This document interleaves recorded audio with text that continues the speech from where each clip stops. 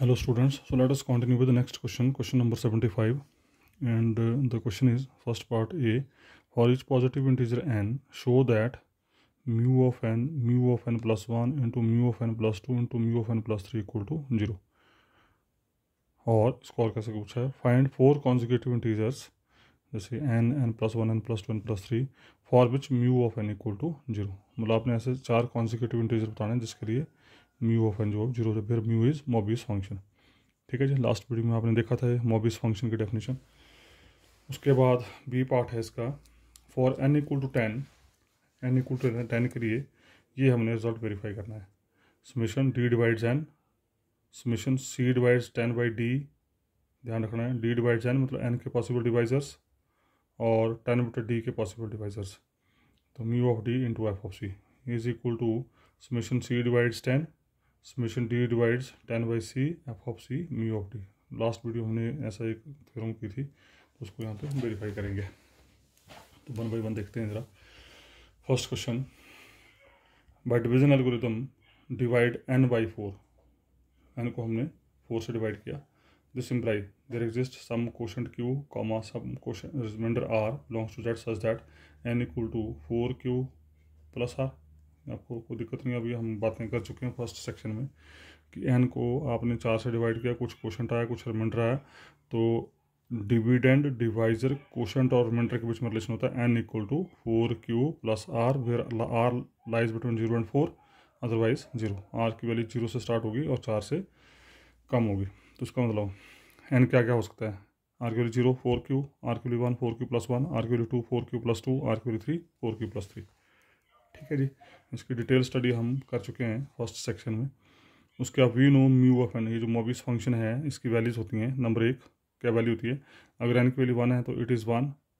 अगर किसी प्राइम का स्क्वायर या उसकी हायर पावर एन को डिवाइड कर जाए तो म्यू ऑफ एन इज़ 0.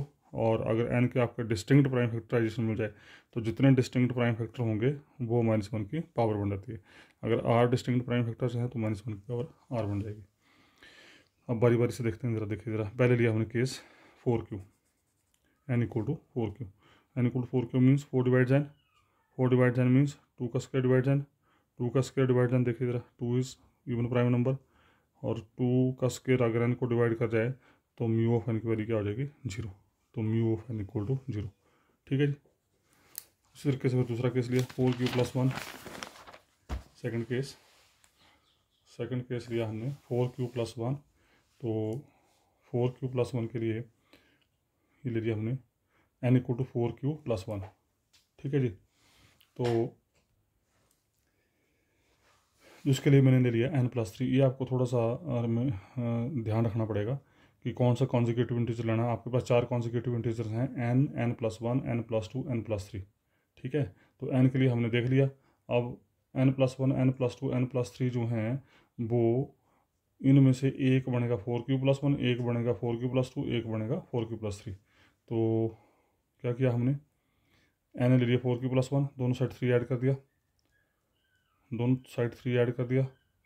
ठीक है, तो बन गया n plus 3 equal to 4 time q plus 1. Again 4 divides n plus 3, इसका 2 का square divides n plus 3 means p का स्क्वायर डिवाइड्स n प्लस 3, इसका म्यू 1 प्लस 3 इक्वल टू 0. उसी तरीके से n equal to 4q plus 2, दोनों साइड 2 ऐड कर दिया, दोनों साइड ऐड कर दिया 2, तो बन गया n plus 2 equal to 4 time q plus 1. Again 4 divides n plus 2, 2 का स्क्वायर डिवाइड्स n प्लस 2, कोई दिक्कत नहीं है. So mu of n plus 2 equal to 0. And on the same lines इसमें हमने दोनों साइड 1 ऐड कर दिया, तो n plus 1 equal to 4q plus 4 common आ जाएगा. ठीक है, 4 डिवाइड्स अगेन n प्लस 1, तो 2 का square divides n plus 1, so mu 1 plus 1 equal to 0. तो अल्टीमेटली बोलने का मतलब mu of n plus 1, mu of n plus 2, mu of n plus 3 सबके गुणा होंगे 0 because every member is 0. So this is the question. Next part is again simple one, थोड़ा सा ध्यान रखना आपने. तो come to next part. Next part इसने बोला है कि प्रूव करना है आपने summation d divides 10 and summation c divides 10 by d mu of d f of c is equal to summation c divides 10 summation d divides 10 by c f of c mu of d. Same theorem हमने last video में देखी थी हमने ये. तो we can now proceed with this result. d divides 10 का मतलब इस 10 के पॉसिबल डिवाइजर. पहले आपने d ढूंढना है, तो 10 के पॉसिबल डिवाइजर क्या होंगे 1 2 5 10. ठीक है, तो जब डी की वैल्यू 1 लेंगे तो उसके अनुसार आपको सी की वैल्यूज़ मिल जाएंगी, डी की वैल्यू 2 लेंगे उसके अनुसार सी की वैल्यू मिल जाएंगी, डी की वैल्यू 5 लेंगे उसके अनुसार सी की वैल्यू मिल जाएंगी, और डी की वैल्यू 10 लेंगे उसके अनुसार सी की वैल्यू मिल जाएंगी। सी की वैल्यू मीन्स 10/d के पॉसिबल डिवाइजर जो होंगे they are the values of c. मतलब पहले आपको डी ढूंढना है, उस डी को यहाँ रखना है, यहाँ रखने के बाद जो नंबर यहाँ बनेगा उस नंबर के पॉसिबल डिवाइजर देखने हैं आपने। फिर तो देखिए ज़रा, पहले डी की वैल्यू 1 ली तो म्यू ऑफ 1 आ गया, ठीक है। डी की वैल्यू 1 दी तो यहाँ 10 आ गया, सी डिवाइड्स 10, तो सी डिवाइड्स 10 का मतलब क्या हुआ, 10 के पॉसिबल डिवाइजर्स। और ध्यान रखना खास, डी जो यूज़ होगा वो म्यू में यूज़ होगा, सी जो यूज़ होगा वो एफ ऑफ सी एफ में यूज़ होगा। तो डी की वैल्यूज म्यू के लिए यूज़ करनी है, सी की वैल्यू एफ के लिए यूज़ करनी है। तो पहले हमने डी की वैल्यू 1 ली तो म्यू ऑफ 1 आ गया।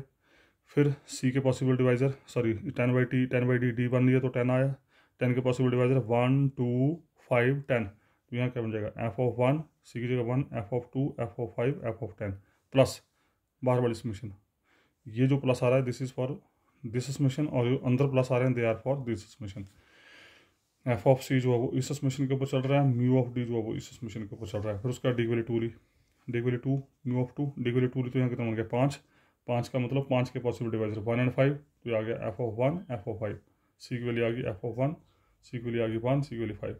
फिर उसके बाद डी की वैल्यू 5, 5/10 तो आ गया म्यू ऑफ 5। तो डी की वैल्यू 5 ली तो यहाँ कितना बन गया 2, तो सी डिवाइड्स 2, 2 के पॉसिबल डिवाइजर क्या होंगे 1 एंड 2, तो ये आ गया mu of 5 equal to f of 1 plus f of 2 plus, और लास्ट में डी की वैल्यू 10, डी की वैल्यू 10 दी तो ये बन गया 1, तो 1 के पॉसिबल डिवाइजर 1 ही रहेगा, तो यहाँ आ गया म्यू ऑफ 10 एफ ऑफ 1। अब उसको थोड़ा अरेंज करके लिख रहे हैं हम यहाँ से। ये अब आपके लिए टास्क दे रहा हूँ मैं, पहले एफ ऑफ 1 के ऑप्शन इकट्ठे करो, उल्टा कर रहे हैं अब हम। एफ ऑफ 1 के option mu of 1 plus mu of 2 plus mu of 5 plus mu of 10, ये आ गया, ठीक है जी। प्लस फिर एफ ऑफ 2 के ऑप्शन, एफ ऑफ 2 के ऑप्शन क्या है म्यू ऑफ 1 म्यू ऑफ 5, बस 2 ही हैं। फिर एफ ऑफ 5 के ऑप्शन, एफ ऑफ 5 का ऑप्शन एक है म्यू ऑफ 1, एक है आपका म्यू ऑफ 2, ये आ गया यहाँ पे। और लास्ट में एफ ऑफ 10 का ऑप्शन आ गया mu of 1, and this sum is nothing but, इसको आप वी कैन राइट। अब देखो जरा, अब summation F of 1 F of 2 F of 5 F of 10, this is summation c divides 10 f of c, और ब्रैकेट में अंदर summation d divides 10 upon c mu of d, you can check. तो same this sum we can write like this. इसको आप खोलेंगे तो यही वापस बनेगा, आपको चेक करके देख सकते हैं आप। यहाँ से आप सी की वैल्यू डिफाइन करेंगे, यहाँ रखेंगे, उन अनुसार डी मिल जाएगा और अपने आप ये रिजल्ट बनता जाएगा। सो this is your the result which is verified. So ultimately summation d divides 10, summation c divides 10 by d, mu of d f of c can be written as summation c divides 10, summation c d divides 10 by c f of c mu of d, we can write. So ये दो questions थे। उसके बाद I think this is the last question of this section. उसके पहले एक note है यहाँ पे हमारे पास, नोट है हमारे पास यहाँ पे, क्वेश्चन नंबर 76 की फॉर्म में है, हालांकि पेपर में पूछा नहीं गया पर इसको हम यूज़ करेंगे। If n is positive integer and p be a prime, ध्यान रखना, ये खास ध्यान रखना यहाँ पे, this result is applicable for only prime numbers.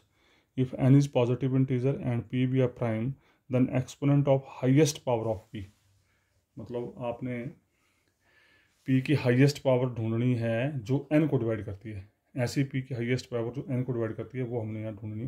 That divides n factorial is, and that divides n factorial is summation k equal to 1 to infinity n बटा 10 raise to power k, n upon sorry 10 नहीं p raise to power k, this is p, n upon p raise to power k. This is not infinite series, ध्यान रखिएगा ये infinite series नहीं होगी। क्यों? क्योंकि n upon p की power k जो है, जैसे p की पावर k की वैल्यू n से बड़ी हो जाएगी, this is equal 0, and this bracket is known as integral part of this function. और integral part of any function how we can define, हालांकि मैं पहले भी इसके बारे में डिस्कस कर चुका हूँ। किसी भी फंक्शन का इंटीग्रल पार्ट कैसे डिफाइन करते हैं, देखिए जरा ध्यान से, मैं फिर रिपीट कर देता हूँ उसको। Integral part of any function, say function is x, the value of this function is always less than this x और at the most equal to x, ठीक है। ये the value of this function is an integer, the value of this function is an integer which is itself x, या x से छोटा इंटीजर, this is always integer. या दूसरी भाषा में कैसे बोल सकते हैं हम, the value of this function is an integer which is immediate to left of this number. If this is integer then this itself is answer. और अगर ये फ्रैक्शनल वैल्यू है तो इसकी जो वैल्यू होगी, इस फंक्शन की जो वैल्यू होगी वो होगी इस फ्रैक्शनल वैल्यू के इमीडिएट लेफ्ट में जो इंटीजर होगा। जैसे for example we want to find integral part of 2.3, आप क्या करेंगे, रियल लाइन खींचेंगे, this is 0, this is 1, this is 2, this is 3, this is -1, -2, -3 and so on. Now we want to find 2.3, 2.3 कहाँ जैसे होगा, कहीं यहाँ जैसे होगा। तो मैंने क्या बोला, the value of this function is an integer, इसकी वैल्यू जो होगी वो एक इंटीजर होगी which is immediate to left of this. तो 2.3 के लेफ्ट में कौन सा इंटीजर है, 2, the value of function is 2। ध्यान रखना immediate left of this is an integer, हालांकि 2.3 के लेफ्ट में 2.1 भी है, 2.2 भी है, 2.21 भी है, but they are not integer. इसके इमीडिएट लेफ्ट में जो इंटीजर है दैट इज इक्वल टू। तो इसका मतलब ये हो गया कि 2 और 3 के बीच में जितनी भी रैशनल वैल्यूज होंगी उन तमाम रैशनल वैल्यू का इंटीग्रल फंक्शन होगा 2। जैसे we want to find integral part of 1 -1.6, तो पहले तो -1.6 को लोकेट करो, कहीं यहाँ जैसे होगा। तो -1.6 के इमीडिएट लेफ्ट में इंटीजर क्या है, -2, the value of this function is equal to -2। This is important, ध्यान रखना इसका खास। जैसे 0.2 का इंटीग्रल पार्ट, 0.2, पहले 0.2 को लोकेट करो, 0.2 कहाँ जैसे होगा, यहाँ जैसे होगा। तो 0.2 के इमीडिएट लेफ्ट में इंटीजर क्या है, 0, the value of this function equal to 0। जैसे वी वांट टू फाइंड -0.1, तो पहले 0.1 को लोकेट करो जरा, -0.1 को लोकेट करो, तो -0.1 कहाँ, यहाँ जैसे होगा, ठीक है। तो इसके इमीडिएट लेफ्ट में इंटीजर क्या हो गया, दैट इज इक्वल टू -1। तो अल्टीमेटली बोलने का मतलब ये हुआ, the value of this function is an integer which is immediate to left of this function. जैसे we want to find integral part of 3, no 3 is itself integer, ध्यान रखना खास, it is itself integer, the value of this function is equal to 3। जैसे integral part of -4, तो -4 is itself an integer, the value of this function is equal to -4। ठीक है जी। So we have define this function like this, integral part of x, the value of this function is an integer which is at the most equal to x। x कब होगा, जब ये खुद integer होगा, otherwise हमेशा x से छोटा होगा। ठीक है, तो इसका कंसेप्ट हम यूज़ करेंगे यहाँ पे। तो यहाँ पे बोल रहा है कि ये आपको एक n पॉजिटिव इंटीजर दे रखा है और p कोई प्राइम नंबर दे रखा है, and this result is applicable only for prime p। तो आप n फैक्टोरियल की हाईएस्ट, मतलब इसको कौन से प्राइम की हाईएस्ट पावर डिवाइड करती है उसको निकालना चाहते हैं, तो वो फार्मूला उसके लिए summation k equal to 1 to infinity n upon p की power k integral part, where this summation is not infinite. लिखा जरूर है हमने 1 to infinity, but this is not infinite. ठीक है, after some steps it stops, मतलब stops का मतलब जैसे p की पावर k n से बड़ी होना शुरू हो जाएगी, the value of this function is always equal to 0। क्यों, क्योंकि this value becomes point, this value lies between 0 and 1, 0 and 1, so 0 and 1 के बीच का इंटीग्रल पार्ट हमेशा 0 होता है। तो उसके ब्याह पे कुछ एक क्वेश्चन हैं, find the highest power of 5 dividing 1000 factorial and highest power of 7 dividing 2000 factorial. ये ध्यान रखना, मैं यहाँ कुछ चीज़ बोलने जा रहा हूँ। यहाँ तो खैर इसने हाईएस्ट पावर ऑफ 5 बोल दिया है, बोलता है कि 1000 फैक्टोरियल को बताएं आप 5 की कितनी हाईएस्ट पावर से डिवाइड कर सकते हैं। ऐसी 5 की हाईएस्ट पावर क्या है जिससे 1000 फैक्टोरियल जो वो डिवाइड हो जाए, मतलब ये डेसिमल में ना आए। कई बार क्वेश्चन क्या दिया होता है कि ये दिया ही नहीं होता है, find the highest power of 5, ऐसे लिखा होता है कि जैसे फॉर एग्जांपल देखिए ज़रा यहाँ पे ये question number EF part, for what value of n does n factorial terminates in 37 zeros. तो ये भी एक तरीका है करने का। जैसे देखिए ज़रा E पार्ट, ये C पार्ट और E पार्ट सेम ही है। Verify that 1000 factorial terminates in 249 zeros. तो ये पूछने का तरीका है। 249 जीरोस का मतलब ये हुआ कि एक ऐसा प्राइम जिसकी पावर 249 होगी तो वो 1000 फैक्टोरियल को डिवाइड कर देगा। This is the meaning here.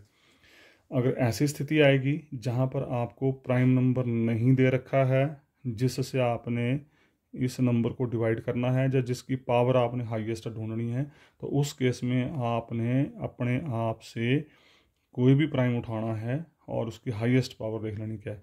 हाँ, अगर तो ऐसे दे रखा होगा तब तो आपको प्रैक्टिकली प्रैक्टिस करनी पड़ेगी। पहले 2 से शुरू हो जाओ, 2 की पावर से, फिर 5, 2 के बाद 3, 3 के बाद 5, जो प्राइम नंबर होते 2, 3, 5, 7। तो मोस्टली ये 2 3 5 7 तक आ जाता है रिजल्ट। 2 3 5 अगर जैसे ऐसा कुछ दे रखा होगा तो उस केस में आपको बारी बारी से चेक करना पड़ेगा। 2 वाला भी चेक करना पड़ेगा, 3 वाला भी चेक करना पड़ेगा, हाईएस्ट पावर 5 वाला भी चेक करना पड़ेगा। तो फिर देखना आपने 249 हाईएस्ट पावर किसके साथ आ रही है, 3 के साथ आ रही है, 5 के साथ आ रही है, 7 के साथ आ रही है, जिसके साथ आ रही है वो आपने लिख लेना। ठीक है जी। जैसे इस क्वेश्चन में बोला इसने for what value of n does n factorial terminates in 37 zeros. अब यहाँ पर किसी भी इसने प्राइम नंबर की बात नहीं की है, तो here you will take prime number yourself. You can take 2 or 3 or 5 or 7 or whatever is. पर अब जैसे इसमें 37 जीरोज दे रखी हैं तो उस केस में तो फिर आपको ढूंढना पड़ेगा। अगर ये नहीं दिया होता है तब तो आप किसी एक प्राइम नंबर से चल सकते थे, पर अगर ये दे रखा है तो उस केस में you have to find that prime number whose maximum power is 37 which divides this number. Divide number means terminate, terminate means fractional decimal जो है वो खत्म हो जाए। तो ये कुछ क्वेश्चन दे रखे हैं यहाँ पे। What is the highest power of 12 that divides. अब देखो यहाँ 12 दे रखा, ध्यान रखना है।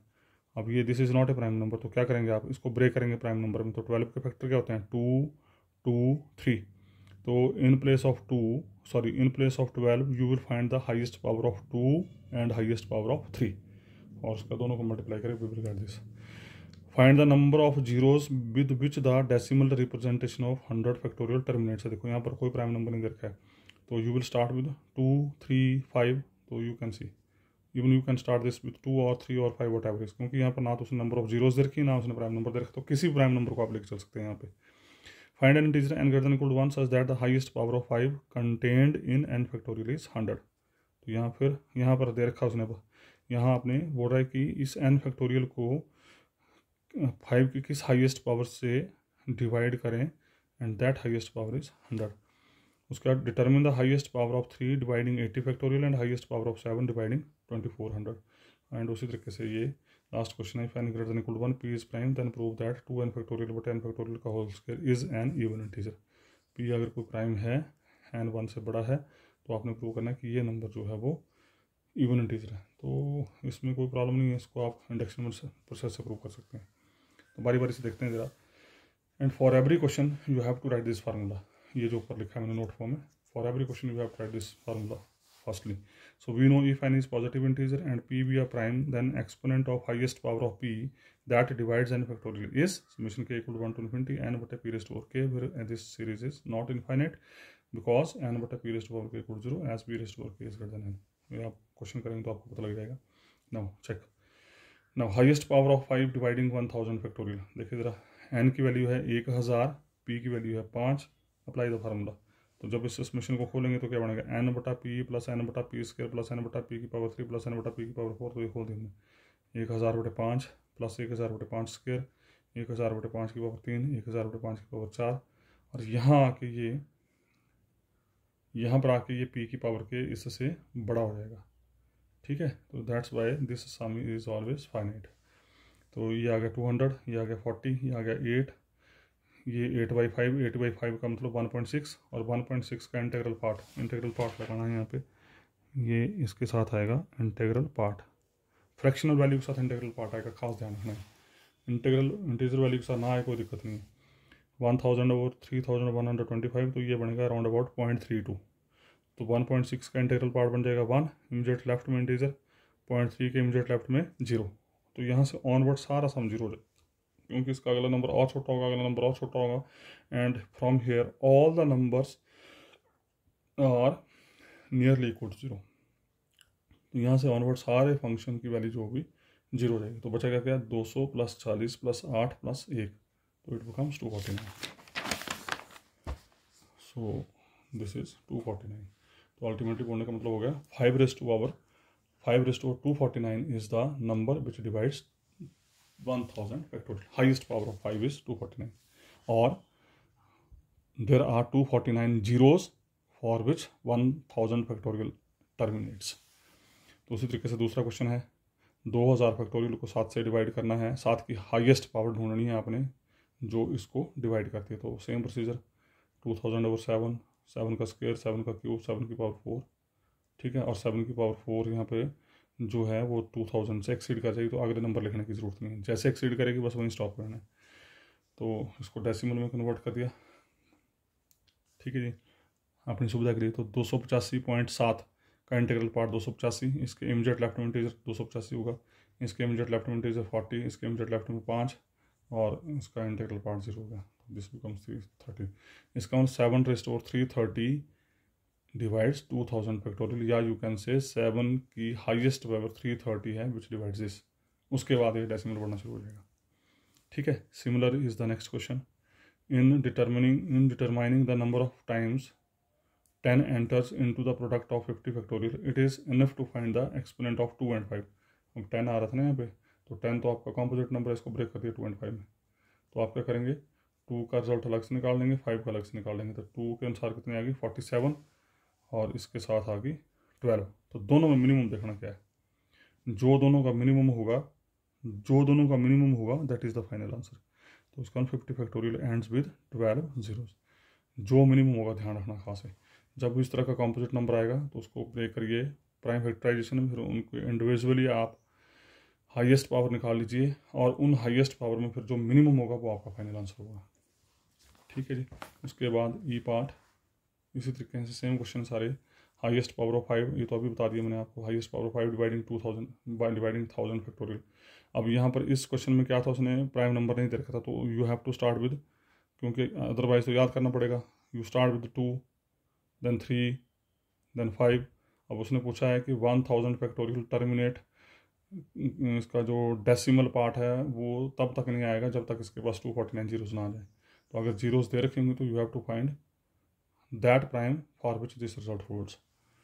ठीक है, तो the prime is 5 which gives the 249 zeros, right. उसके बाद नेक्स्ट जी पार्ट है, इसमें पूछा इसने highest power of 2 which divides 270 factorial। I think now you can do easily, answer is 266। ठीक है, okay। No, here in this question उसने जो पूछा है उसने पूछा है 12 की पावर, तो यहाँ पर पहले 12 के फैक्टर बना लिया हमने 2 and 3, क्योंकि 2 2 3, तो 2 के अनुसार आएगा 266, फिर 2 का स्क्वायर, क्योंकि हमें तो 12 तक लेके जाना है, ये 2 के अनुसार आपने जीरोस बता दी, 2 की हाईएस्ट पावर बता दिया आपने, हमें चाहिए 2 का स्क्वायर, तो 2 का स्क्वायर की हाईएस्ट पावर क्या बन जाएगी, डिवाइड कर देंगे उससे। अगर 2 की पावर ये बन रही तो 4 की पावर क्या हो जाएगी 266/2 दैट इज इक्वल टू 133। यहाँ कर सकते हैं आप, 2 की हाईएस्ट पावर 263, तो पावर 2 डिवाइड कर देगा इसको। उसके बाद 3 का भी निकाल दिया, 3 का हाईएस्ट पावर ही आ गया, तो 4 का हाईएस्ट पावर आ गया 133, 3 का हाईएस्ट पावर आ गया 134, तो दोनों में जो मिनिमम होगा that is the final answer. तो 4 × 3 = 12 का डिवाइजर जो बनेगा दैट इज इक्वल टू 133। उसी तरीके से एच पार्ट 100 फैक्टोरियल में, यहाँ तो मैं 5 लेके चल रहा हूँ, but you have to start with 2 then 3 then 5 और देख लेना उसके हिसाब से। 5 जो है दैट गिव्स द 37 जीरोज या 24 जीरोज, जो भी पूछा उसने क्वेश्चन के अंदर। नहीं पूछा होगा तो आप 2 से ही खत्म कर सकते हैं, इसको कोई दिक्कत नहीं। ठीक है, hence the decimal representation of 100 factorial terminates with 24 zeros. और उसी तरीके से नेक्स्ट है 80 फैक्टोरियल बाई 3, तो 3 से डिवाइड कर दिया 36 आ गया, देन 2400 फैक्टोरियल बाई 7। ठीक है जी, now you can do, I think it is simple one, तो 396। And I come to the last question, this last part, Q let f of n equal to n factorial but n factorial का whole square. तो n = 1 के लिए इसको नाम दे दिया मैंने F of N, इसको एफ ऑफ एन बोल दिया। n = 1 के लिए it is true, it is even number. ठीक है, result is true for n = 1। Now assume that result is true for n = k। n = k means n की जगह k रख दिया, तो this F of k is even integer. Even integer का मतलब which is multiple of 2। उसके बाद multiple of 2 तो ले लिया हमने, f of k = 2n। Now we will prove that result is true for n = k + 1, simple. तो n = k + 1 के लिए क्या प्रूव करेंगे, एफ ऑफ k + 1 = ये इज एन इवन इंटीजर, मतलब ये इवन इंटीजर होना चाहिए। तो हम एफ ऑफ k + 1 ये लेके चल पड़े, 2 से मल्टीप्लाई किया, सिंपल कैलकुलेशन है। 2k + 2 फैक्टोरियल को ब्रेक किया, 2k + 2 2k + 1 2k फैक्टोरियल, और k + 1 फैक्टोरियल को ब्रेक कर दिया, k + 1 × k फैक्टोरियल, स्क्वायर अलग अलग कर दिया। ठीक है जी, इसमें से 2 कॉमन आ गया, तो क्लियर कट ये 2 कॉमन आ गया, और 2k फैक्टोरियल बटा k फैक्टोरियल, ये आपका नंबर 1 से 2m है ये ऊपर। तो ultimately this whole number is multiple of 2। इसका मतलब f of k + 1 is multiple of 2, इसका मतलब f of k + 1 is even number, इसका मतलब result is true for n equal to k plus 1, so follows by mathematical induction. तो ये था question number 76। उसके बाद एक थ्योरम है Euler theorem. This is again one of the very important theorem. हालांकि एक चैप्टर है अलग से, पर हमने यहाँ पर सिर्फ एक ही थ्योरम की है, ये पेपर में आती रहती है, तो मैं इस थ्योरम को करवा रहा हूँ यहाँ पे आपको। तो इस थ्योरम को करने से पहले दो डेफिनेशन है हमारे पास, वो आप देख लीजिए ज़रा। पहली है कंप्लीट रेजिड्यू सिस्टम। हालांकि इसकी मैं बात पहले भी कर चुका हूँ, मैं दोबारा फिर रेपिटेशन दे देता हूँ। कंप्लीट रेजिड्यू सिस्टम क्या होता है? कंप्लीट रेजिड्यू सिस्टम देखिए ज़रा क्या होता है। कंप्लीट रेजिड्यू सिस्टम है आपका, एक सेट लिया आपने ये इंटीजर्स का R1 R2 so on RS। इस सेट को complete residue system under some modulo से मॉडलो है। इफ पहली कंडीशन है नंबर 1, इस सेट के कोई भी दो एलिमेंट अगर उठाएं तो वो आपस में कॉन्ग्रुएंट नहीं होने चाहिए अंडर दिस मॉडलो। आपस में कॉन्ग्रुएंसी नहीं होनी चाहिए, दिस इज वेरी इंपॉर्टेंट। दूसरी कंडीशन इस सेट के एलिमेंट को छोड़ के, मतलब इस सेट का प्रत्येक मेंबर इस सेट के एलिमेंट को छोड़ के इस सेट के बाहर के किसी भी एलिमेंट के साथ कॉन्ग्रुएंट हो सकता है। For each integer n there is corresponding n Ri such that n is congruent to Ri modulo m। मतलब ये आपस में तो कॉन्ग्रुएंट नहीं होंगे, लेकिन ये बाहर किसी भी सेट के साथ कॉन्ग्रुएंट, अपने इस सेट से बाहर के किसी भी एलिमेंट के साथ कॉन्ग्रुएंट हो सकते हैं। तो this is your complete residue system. उसके बाद आता है रिड्यूस्ड रेजिड्यू सिस्टम, जो कि इस थ्योरम में हमने यूज़ करना है। रिड्यूस्ड रेजिड्यू सिस्टम होता है the set of integer same R1 R2 so on RS, एक सेट लिया मैंने इंटीजर्स का। This set is called reduced residue system number 1 if number 1 इस सेट के प्रत्येक एलिमेंट की GCD मॉडलो के साथ 1 होनी चाहिए। ध्यान रखना है, इस सेट के प्रत्येक एलिमेंट की GCD मॉडलो के साथ 1 होनी चाहिए। जिस मॉडलो के तहत आपने काम करना है 1 होनी चाहिए। दूसरी कंडीशन, इस सेट के एलिमेंट आपस में कॉन्ग्रुएंट नहीं होने चाहिए, वेरी इंपॉर्टेंट, सेम जैसे कंप्लीट रेजिड्यू में था। और तीसरी कंडीशन यहाँ पर एक और है। तीसरी कंडीशन क्या है कि जिन n की GCD m के साथ 1 होती जाएगी, मतलब ये n कहाँ से आएंगे, यहाँ से नहीं आएंगे, इससे बाहर आएंगे। जिन n की GCD m के साथ 1 होती जाएगी, वो n इस सेट के किसी भी एलिमेंट के साथ कॉन्ग्रुएंट हो सकते हैं। मैं फिर रिपीट कर रहा हूँ, वो एलिमेंट जिनकी GCD m के साथ 1 होती जाएगी, वो एलिमेंट इस सेट के किसी भी एलिमेंट के साथ कॉन्ग्रुएंट हो सकते हैं अंडर मॉडलो m। ठीक है, तो उसको बोलेंगे हम रिड्यूस्ड रेजिड्यू सिस्टम। तो उसके बेस पे अब ये हमारे पास थ्योरम है। This is again one of the very important theorem. So simple है, कोई ज़्यादा दिक्कत नहीं है इसमें। सो स्टेटमेंट है इसकी, this is so called Euler theorem, and the statement for this theorem is if m is a positive integer and a is any integer such that GCD of a comma m equal to 1। आपको एक positive integer दे रखा है, ए कोई integer दे रखा है जिसकी GCD m के साथ 1 के बराबर। तो हमने प्रूव करना है a raised to power 5 of m is congruent to 1 modulo m, या a raised to power 5 of m minus 1 is congruent to 0 modulo m, where 5 of m is called Euler phi function। ये Euler phi function कहलाता है, जिसकी बात मैं next video में करूँगा। तो फिलहाल इसको याद रखें, this is called Euler phi function. Okay, तो क्या किया हमने, लेट प्रूव करने के लिए R1 R2 so on R पैर में 5 of m with the reduced residue system modulo m ले लिया हमने। ये रिड्यूस्ड रेजिड्यू सिस्टम ले लिया 5 ऑफ m एलिमेंट्स का अंडर मॉडलो m। तो उसके बाद उसका क्या किया मैंने, एक सेट डिफाइन किया। ये मैंने एक सेट डिफाइन किया A R1 A R2 A R5, जो हमने R1 R2 reduced system set लिया था हमने। रिड्यूस्ड रेजिड्यू सिस्टम का जो सेट लिया था उसको उस सेट के प्रत्येक एलिमेंट मैंने A से मल्टीप्लाई कर दिया। This imply number of elements in the set is 5 of m, ये सेम रहेंगे, गिनती इनकी 5 है। जैसे R1 R2 reduced residue system में 5 ऑफ एलिमेंट्स है, तो a से मल्टीप्लाई करने के बाद भी ये इतने ही रहेंगे। Since R1 R2 so on R of 5 m is a reduced residue system modulo m, तो उसकी कंडीशन लगा दी। तो उसका मतलब अगर ये रिड्यूस्ड रेजिड्यू सिस्टम है तो इस सेट का प्रत्येक एलिमेंट जो है इट इज़ को प्राइम टू m, मतलब इस सेट के प्रत्येक एलिमेंट की GCD m के साथ 1 के बराबर होगी। उसके बाद अगेन ए एम की GCD 1 दे रखी है, आर आई एम की GCD 1 रिड्यूस्ड रेजिड्यू सिस्टम से आ गई। और ये हम सेकंड सेक्शन में थ्योरम कर चुके हैं कि अगर ए की GCD m के साथ 1 है, आर आई की GCD m के साथ 1 है, तो ए आर आई को मल्टीप्लाई करके m की GCD 1 बन जाती है। ठीक है जी। अब आगे हमने मान लिया कि इस सेट के ये एलिमेंट जो है आपस में क्या हैं, कॉन्ग्रुएंट हैं। ये आपस में कॉन्ग्रुएंट है। ये possible that ARI and ARJ be two distinct objects of S such that they are congruent to each other. अब देखो अगर ये कॉन्ग्रुएंट है तो इसका मतलब ये कैंसिल आउट हो गया, तो RI is congruent to RJ which is contradiction. क्यों? क्योंकि रिड्यूस्ड रेजिड्यू सिस्टम के एलिमेंट आपस में कॉन्ग्रुएंट नहीं है। ठीक है, मतलब RI, RJ are two distinct number of reduced set of a residue modulo M. This imply no two distinct elements ARI, ARJ of the set S are congruent modulo M. मतलब इस set का कोई भी element आपस में congruent नहीं होगा, ध्यान रखना है। इसका मतलब AR1, AR2, AR3 so on AR5M is reduced residue system बन गई डेफिनेशन, क्योंकि कोई भी एलिमेंट आपस में कॉन्ग्रुएंट नहीं है तो रिड्यूस्ड रेजिड्यू सिस्टम हो गया। This imply each ARI is congruent to one and only one of RI। अपने आप तो ये कॉन्ग्रुएंट नहीं होंगे, लेकिन इस सेट के एलिमेंट इस सेट को छोड़ के बाहर किसी भी सेट के साथ कॉन्ग्रुएंट नहीं कॉन्ग्रुएंट हो जाएंगे। ठीक है, तो इसका मतलब AR1 is congruent to some of R1, R2 so on R of phi of M।